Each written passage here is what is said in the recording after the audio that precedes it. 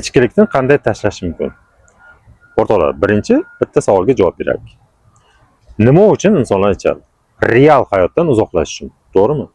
Tez dopamin, yengil lazzat bag'ishlovchi mashg'ulot, vaqtincha.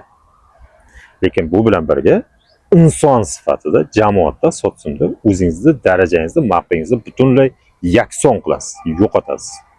Agar siz ichkilikni tashlash qarorini qabul qilgan bo'lsangiz, o'zingizni xuddiki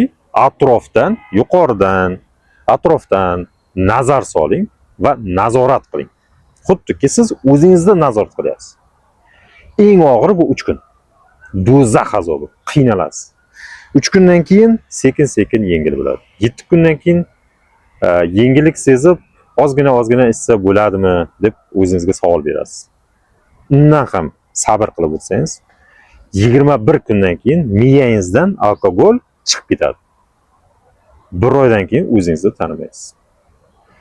Va eng asosiysi, ichadigan davralarni, ichadigan joylarni uzoqroq yuring. Uyingizdan hamma alkogol mahsulotlarini olib tashlang. Sizga yordam beradigan suv, ko'proq suv iching, uyqu, ko'proq uxlang va sport mashg'ulotlari. Biron nima bilan chalg'ing. Doim band bo'ling. Va siz albatta buni uddalaysiz.